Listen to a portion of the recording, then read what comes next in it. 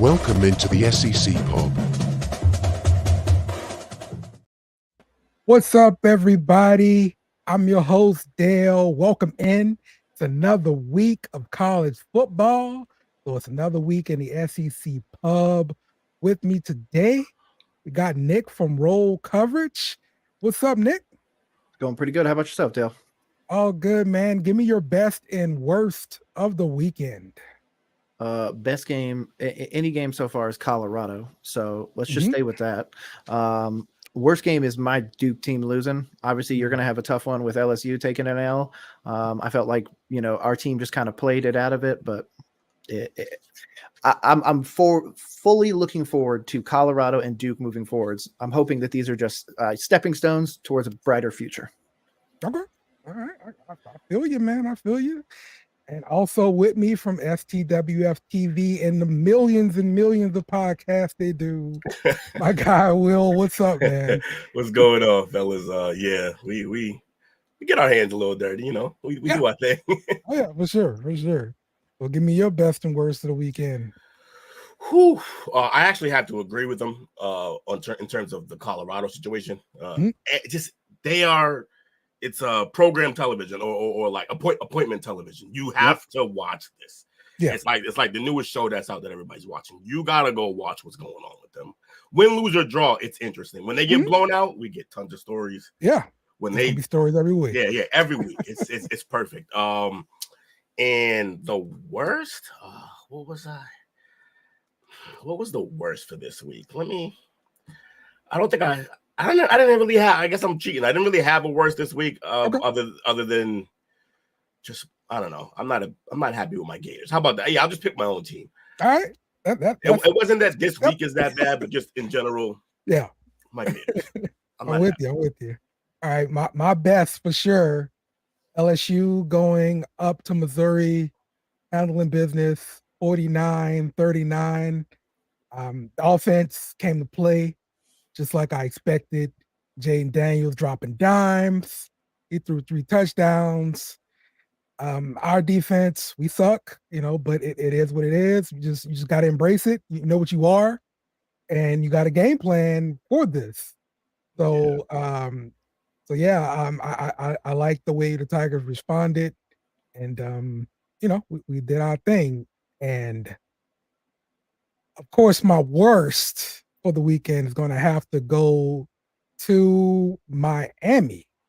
And if you missed this one, let's give you that's a good one. I forgot that. I just watched the highlight. Oh my God. We don't even need to press play on this, okay? No, you know what's going to happen if you know.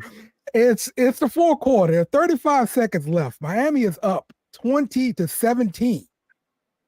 All you got to do is kneel. The coach decides to call a play. They run a running play. And oh my God, the running back fumbles the ball and they lose. I've never seen a play where there's just everyone to blame. Yeah. Because you can't just I want to put all the blame on the coach, right? Because of course, take a knee. Except you got to trust your guys, right? I mean, you got one play, just hold on to the ball. This ain't about trusting your guys. I mean, it's about you gotta trust your guys to complete the snap, snap exchange or whatever. Yeah. And I guess while we're talking trust, they should be able to trust their coach. And now the coach is gonna tell you the right thing to do. You go do what your coach says to do. Do your job. Would you rather lose like this or in a Hail Mary or something like the Miami and New England's one from the other year where they pitched it all around and got a touchdown? Give literally any way of loss, but this is kind of the. I agree. So this is my question. It's because it's happened to Mario Cristobal. He is supposed to be like a great coach and everything like that. Do you think this hurts him at all? Because I think the caveat to that is if this had happened to, say, for example, Colorado, Deion Sanders would be everywhere prime time for failing, whereas this Mario Cristobal thing is going to kind of sneak under a little. Obviously the people who are diehard college football fans are going to love it, but there's going to be a lot of people that have no idea this happened. I think Cristobal, I mean, for sure he's getting pounded in the media right now and his fan base and everything like that, so he's not going to escape But I mean, he just got that job, so you're not gonna fire him over it. Oh no. No, I don't think it's a fireable offense, but it's certainly a what the. I mean, it's close. yeah, It's not really fireable. Yeah, that was pretty close. If you were already on the edge, he would have been pushed off. You know what? The first thing I thought of when I saw this, I was like, man, is he and this entire team lucky that we're not in the pre-playoff era where one loss is the season. If this happened before college football playoff, he might have got fired. That's crazy, man. Yeah. It's just so reminiscent of again that Cincinnati Ravens game where he literally reached over, grabbed the ball, and ran away with it. It's like what? It's such a just mind-blowing moment. Yeah, man. insane. But that's my rebuttal to everybody who thinks you know what, I don't know as much as the coaches because the coaches get paid millions of dollars. You know what? No, I probably do this on the weekends as my second job. But coaches, look, they make mistakes too. So, so there you go.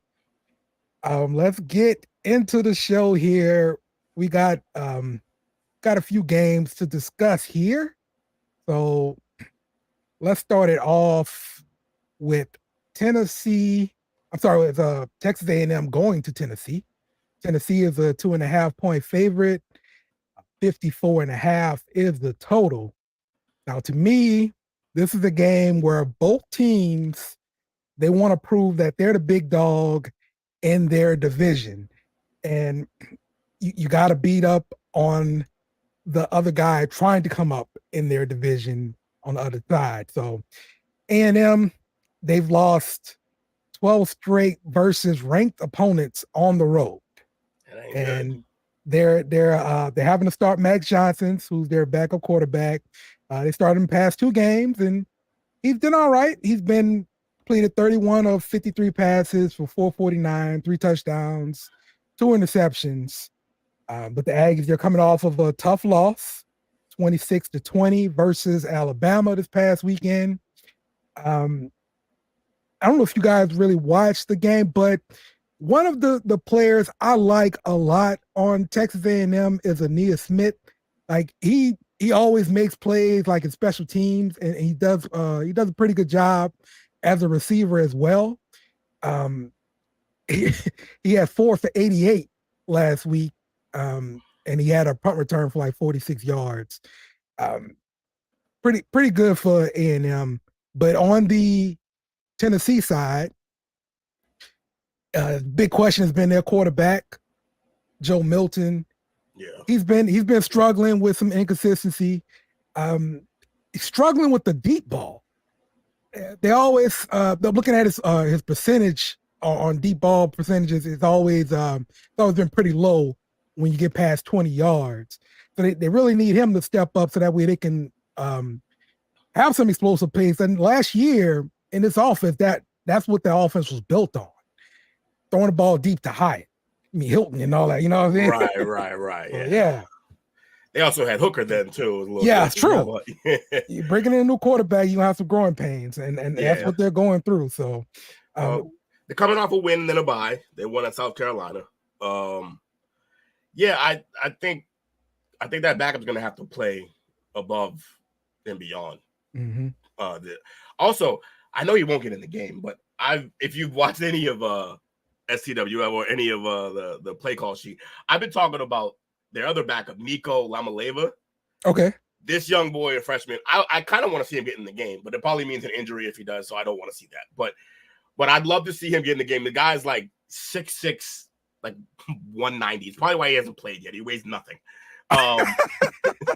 But I look forward. I would hope that he maybe get some snaps if the backup. Who was the backup? The current backup? You just said his name too.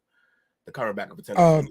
Milton. Well, he's a starter now. Yeah. Oh yeah. Well, yeah. If Milton isn't working out, right, I want to see the freshman in there. I don't know if he redshirted, but I think they could pull him out. I don't see a redshirt tag on him, so I'd love to see him get in the game. I saw him in a bunch of different.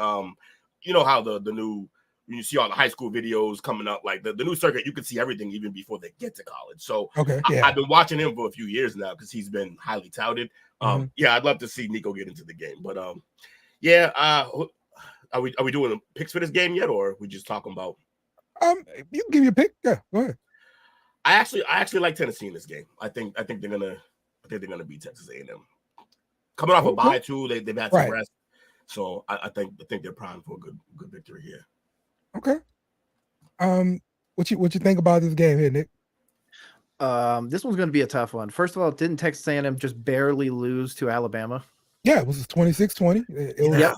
So, and then we're also talking about a Tennessee team coming off of a bye. So I think that personally here, I'm not going to bury the lead. I would take the over, and I'd take Texas A&M plus 2.5.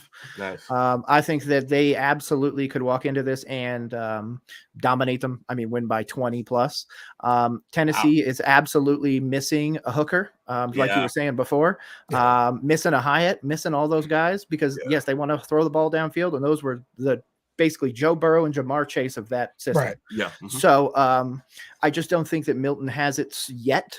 You're right. They still need to maybe put some pieces in there, kind of get it going. But yeah, I'm taking Texas A&M all the way. I don't think it's too big of a battle unless Milton actually shows up. If he shows up and throws, 3+ touchdowns, no picks, they can win this game. But without that, they're taking a hard L. Yeah.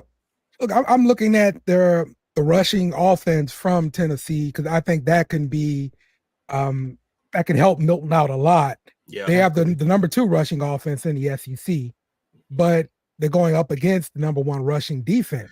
Yeah, that's right. In the SEC against Texas A&M. Yeah. So, if they're fit with Alabama, who's Tennessee to Alabama? Right. Yeah, exactly. what I want to understand is how is Tennessee favored? I mean, I know I picked them. Home.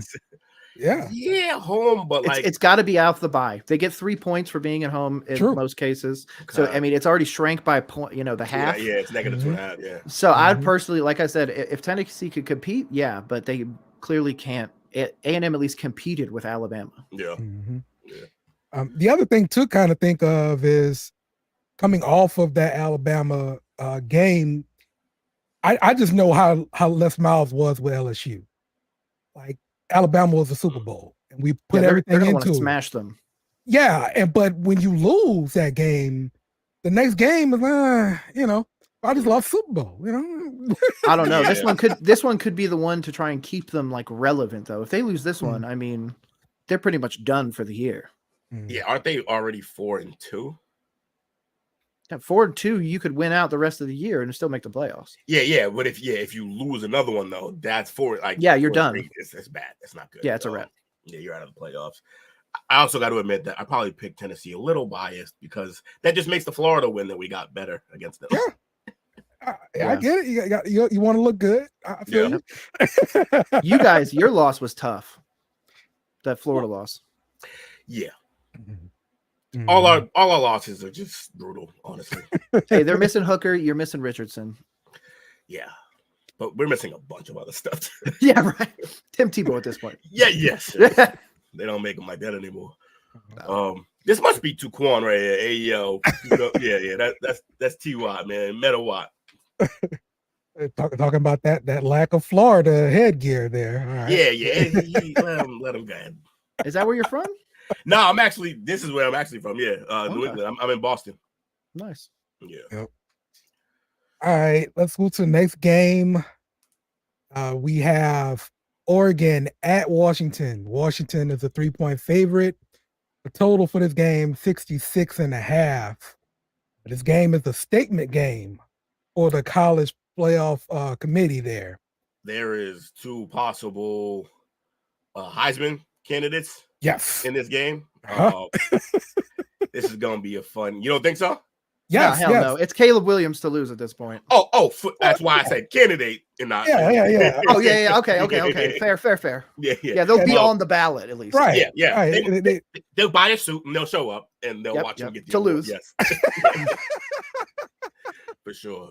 I agree. Game of the week. Yeah, agreed. But yeah, this Bo Nix versus Penix Jr. is going to be fun. Yeah. Bo Nix versus Penix Jr. On the Oregon side, Bo Nix enters this matchup. He's completing like 80% of his passes. Such a college stat right there, but I love it. So was that over under? Look at that. Yeah. Washington 15 touchdowns, 1 interception. You can't really argue with those. 87 yards on the ground and a touchdown. So, I mean, per game? No. Oh, I'm about to say, what is he? Did I miss something? Why is he not the Heisman? This is all the season, yeah. Oh, okay, yeah. But Oregon's got a balanced offense too. They got their running back Bucky Irvin, and he's averaging almost 8 yards per carry. So, Oregon is looking pretty good on defense. They haven't allowed a 300-yard passer yet this season. This is why I think Oregon's going to win this game. Defensively, what Lanning's doing with them is. So I had someone say that what prime time is to Colorado, Lanning is to Oregon right now, where it's a whole different culture change. It's a whole different mindset, and he's bringing a whole different way to approach the game with this team. And starting with, he's playing more defense than Oregon maybe has ever played, honestly. And I think Oregon's going to win this game. Yep. So on the Washington side, is one of the top offensive teams in the country. They're ranking first in total offense, 569 yards a game, third in points scored, 46 points per game. And Penix, he's entering a matchup, completing about 75% of his passes, almost 2,000 yards, 16 touchdowns, 2 interceptions. He's been pretty damn good, man, out there in Washington. Nick, what are you thinking about with this matchup so far? This is an interesting one because I feel like this is the deciding factor for which one of these teams is for real. I think this is the deciding factor of, can Oregon actively compete for a chip and everything like that, compete for a title, and same thing with Washington. I think that this is the who is going to play USC essentially, or who's going to be playing the Georgia or whoever of that in the finals. And if Oregon can put up a 30 plus burger on them while less doing like essentially what they did to Oregon to Washington or vice versa, then great. Then that team is clearly one of the top 2-3 in the game. But if this ends up being a 65-64 win by one of these teams, then they're basically just hoping and praying that they don't come across a real defense, which, just in case they forgot, Georgia exists. So I don't think that they can really compete at that level. So if somebody needs to come in here and definitively win, I'd probably take the under, and I'd probably take Oregon. It's a good question. Which quarterback do you trust? I think Bo Nix in the next 5 years will be a stable Hebert level quarterback. And I think that we'll start looking at Oregon as more of a powerhouse for putting out future quarterbacks. Whereas Penix will show up, he'll do well. He could be, somebody great in the NFL. But I think that Oregon is just establishing themselves as the real players in college football right now, even though they took a dump for a while Chip Kelly wasn't there. Yeah. Quarterback that I trust. Yeah, I'll say Bo Nix because it feels like I've known him for 10 years. Yep. I just know, I know exactly what to, even though like it started off a little rocky, I know exactly what to expect. Big game, little game, I know what to expect out of Bo Nix. And so, not that I don't know what Penix is nice, I just haven't been able to watch him for 6 years. Correct. Yeah, like Penix pretty new to me. Yeah, he reminds me of Will Levis for some reason. I don't know what it is. Like, I feel like he has so much hype coming out, but that's what I'm saying. This game is going to decide their draft and potentially the future. I think that, like we were previously talking about the Heisman, one of these guys could lose the Heisman, but actually make it to the Natty. Whereas I could absolutely see USC planting another Heisman, but not even getting into the playoffs. I agree. Yeah, like I think that one of these guys could genuinely compete for a Natty over, again, Caleb Williams. But it's going to depend on this game. This is the deciding factor for both of their draft stocks and everything, because they're both going to come out this year. And this is going to be. I believe so. Yeah. I would love to see the press release for all the scouts that come to this game. There's going to be so many. Yeah. Like the whole league should have one guy there at least. Yep. And if they don't, they have somebody like actively watching the game on a TV. Yeah. I guess I'm kind of biased. I'm thinking about Bo Nix from Auburn. You Rough. know, he's not the same player. You know, he's not the same player. So, nah, he's different. He's also not facing SEC defenses really as much anymore. So correct, I which guess. could help his draft stock moving forwards.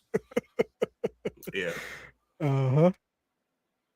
I just hope the Huskies don't come out like Colorado. Well, which Colorado? We've seen them come out and be really good, but I guess I guess it means against Oregon. And I think we could see a year where Colorado and Washington finish with the same record. So where they both finish with 2 losses. Interesting. It'll be fun. Okay.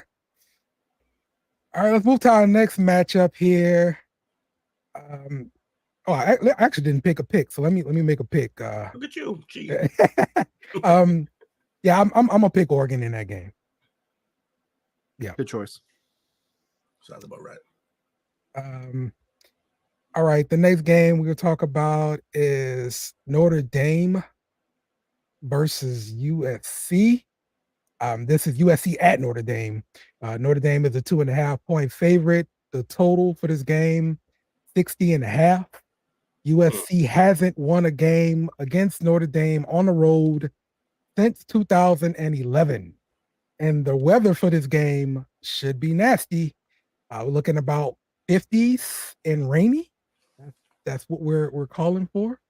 So just thinking about that makes me think the more physical team is going to win. And one thing I know about USC's defense, they are worse than LSU. That's like his baseline if you're above or below LSU. I mean, this is it. That's a good way to go about it. This is the bar here, man. So, but offense for USC, they've been doing pretty good, but they've been struggling on third down recently. Only converting 32% on third down attempts in the last 3 games. They're dealing with a bunch of injuries on defense, and they're missing tackles like crazy, like it's the first game of the season. They're giving up 57 yards per game on the ground and 264 in the air. So, but overall on offense, they're 3rd in passing in the country. So maybe the offense can power them through, but with the weather looking like this, I don't know. You need to pack a defense with conditions like this. On Notre Dame side, the offense struggled the last 3 games. Quarterback Sam Hartman, he leads the team, but he's coming off a poor performance, 3 interceptions, gave up 5 sacks. Has the offense struggled because they're playing good teams or because they're not that good? That's my question with Notre Dame. I don't know. Nick, what do you think about Notre Dame? I think Notre Dame is essentially rolling out a Trent Richardson at quarterback. So I don't think that they compete in this at all. I don't think that Notre Dame can compete at the highest level. I don't think that until they join a conference, they should be taken seriously, to be honest with you. I see USC coming in here and absolutely demolishing them. I will agree with a lot of people that USC plays to their competition, but we're seeing that with a lot of teams. We're seeing LSU, for example, Alabama, Georgia went close with Auburn. So there's a lot of teams that are kind of letting some teams hang when they shouldn't. I would probably take this Trojans giving whatever. I don't care because they're going to win this game. I think that their offense is top 5. Yes, their defense may be porous, but Notre Dame can't compete in the offensive department. It'd be like my Panthers. It doesn't matter what our defense can do or anything. If we can't put up points on the board, it's not going to matter. I think that USC will make the plays when time comes and they will walk away with a win. And then more people are going to be looking at Notre Dame like, you guys are not ready for the big time essentially this year. Maybe next year, but this dude is just not it. And I can't remember the last time I looked at a Notre Dame quarterback and realistically was like, oh, he's the best guy on the field. It's never the case. Like I thought Ian Book was half decent at one point, but clearly he couldn't hang. Yeah. I thought he might've, when he went to the Colts, I was like, oh, that could be a decent backup situation. No. They don't produce it. They don't. It's just not. I don't believe in them until they actually show up. And I didn't hate Jimmy Clausen until he got to the league. Yeah, exactly. But yeah, I don't know. I both of these teams are really good, but I don't trust either of them. I trust USC way more, mainly because their best player might be the best player in college football. So, right. But yeah, I've seen games out of USC that I just wasn't. I'm like, all right, you guys are supposed to be seemingly. I mean, they won the game, obviously. Yeah. But I don't know. I haven't like. But again, I like what I've seen from Notre Dame even less. So, and they had the 2 losses. I mean, they may play harder because of the 2 losses, thinking that they cannot lose another one.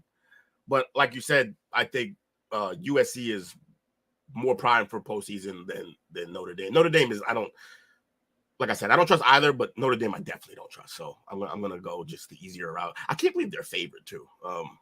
Yeah, that's bananas. Home, that's what it is. Yeah, they love those. I mean, I get There's it. no way. There's no way that somebody can realistically look at this game and be like USC, who I'm going to create this parallel real quick. I feel like USC is, if Colorado immediately was put in a massive franchise, like you just take that roster and put it in USC, that's what USC is. USC is going to play to their competition and everything like that. So this could end up being a low scoring affair. This could also be them winning by 60. This could be a Dolphins level, like demolishing. Regardless of anything, I don't think that Notre Dame can compete. I don't think they are. And again, I think USC is essentially a better version of Colorado, but they're the exact same thing. They have to win through passing offense. Okay. And they're relying on Shadur or Caleb Williams to carry them 100% of the way. If they don't have 5 touchdowns, they lose the game. Period. Yeah, that's why I'm worried about this game. I don't see it being a blowout just because I think the rain will keep it close. Right. I think Or the rain could also lead to some secondary slips and some blown coverages where USC just basically walks into an end zone. So it could go both ways. Absolutely. Yeah, absolutely. Notre Dame plays on grass, right? I think so. Yeah, that's going to be nasty, man. It's going to get messy.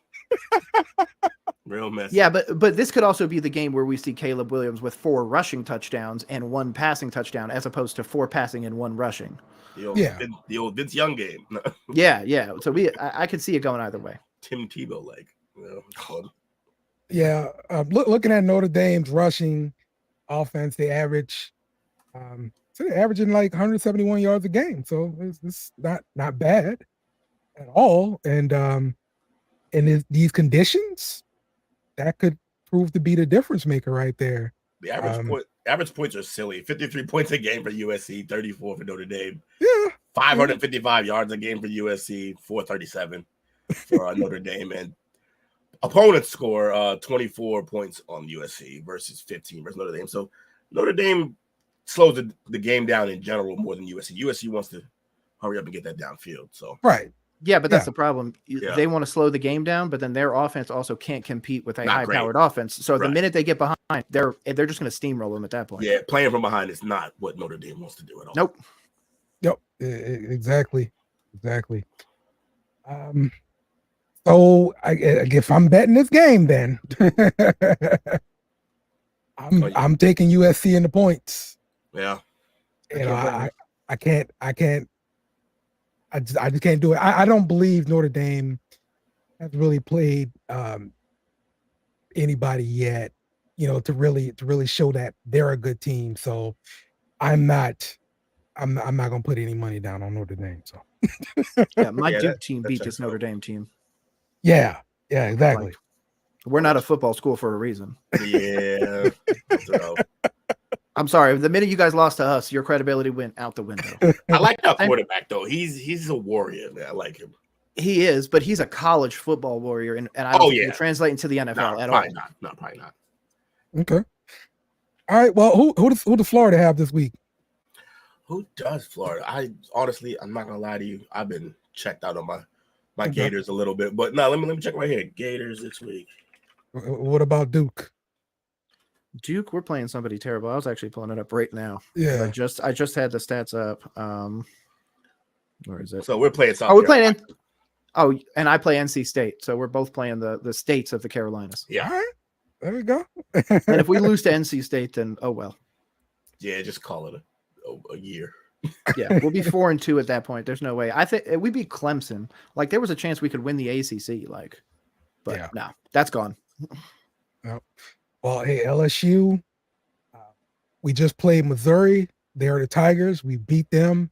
Now we're playing Auburn this week. They're the Tigers. So we're going to be king of the Tigers once we beat Auburn. All right. That's going to happen. But yeah, I'm pretty confident in this game. I'm not confident in our defense. I'm sorry, because we suck. We just suck.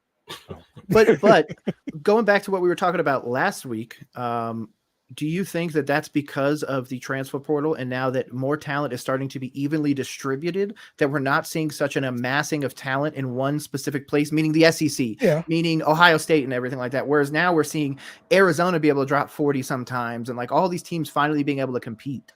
Yeah, the transfer portal, it's helped a lot of teams just jump up, like Texas, Texas A&M. Every time Colorado. Colorado too. Yeah. Every time you see LSU in the transfer portal competing against somebody like this, we're losing out because we're not, our fund isn't funded as well as these other places. And yeah, so those transfers are being huge.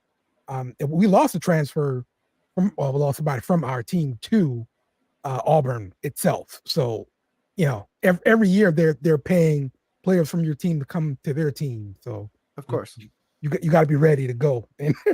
I told you only got 2 years, and Deion Sanders will be there to save LSU. Yeah, there you go. Yeah, I told him. I think Brian Kelly has like a decent year this year, and they kind of let him go next year. They fire him the end of next year. Deion Sanders has 2 years at Colorado. His son goes to the NFL. He's waiting for Travis Hunter to go to the NFL. They both go. He goes, I want to go somewhere else, and then LSU goes, here's the keys to a Power 5 team. Here you go. Here's a multi-billion-dollar franchise. Whatever you need, here's my number. You call me, we'll get it. And you thought recruiting at Colorado was bad? Imagine it at LSU. Yeah. My God. Can the Gators do this instead? I'd be a lot happier. To be honest, I told my wife, I'm actually from Florida. Okay. My sister's an FSU alum and everything like that. I actually used to work at IMG when Tim Tebow, RG3, and all those guys were getting drafted. He used to hang out with us, and I used to cook for him. Oh, nice. So when this whole Colorado thing happened, and then he went against FSU and was like, I went to an HBCU. You guys need to, kick rocks, essentially. I was like, he should turn full heel and go to Florida and be like, yeah, no, I like that. We're done. Like, we're out. Like, forget this. We're burning the whole thing down. Because he would take every Florida State person or anybody that lived in the state of Florida to Florida, away from Florida State, and would tank them and be like, oh, so you didn't believe in me? Well, they did. And I'm gonna give it to them. It'd be the ultimate heel turn. Can I order that scenario, please? Dude, college football would, I'd love it. Ever. If he went go Gators, man, he's more likely to pull it off and go to Miami and just get everybody in Florida pissed. Miami would be pretty dope, but then they would have to get rid of Cristobal at that point, which I don't think he's still got time. Yeah, he got time. Yeah. He's got time. Yeah, or he goes to Cristobal and asks him to step down, be like, listen, you be the head of the offense. I help recruit and defense, and we run this. Cristobal tell him to kick rocks. You want to win, or you want to go suck it at Western Kentucky? Where you want to go? You're gonna keep handing the ball off when you can take a knee, or yeah. Okay. Well, clearly you're not in charge of the run game, my dude. There you go. Crazy. All right. Well, hey, let's go wrap it up for us here on the SEC Pub. Nick, appreciate you joining me, man. Will, appreciate you joining me. Hey, thanks for having me. Yeah, man. Thanks, bro. Always fun talking college football with y'all, man. So, check us out next week. We'll be back. See you later.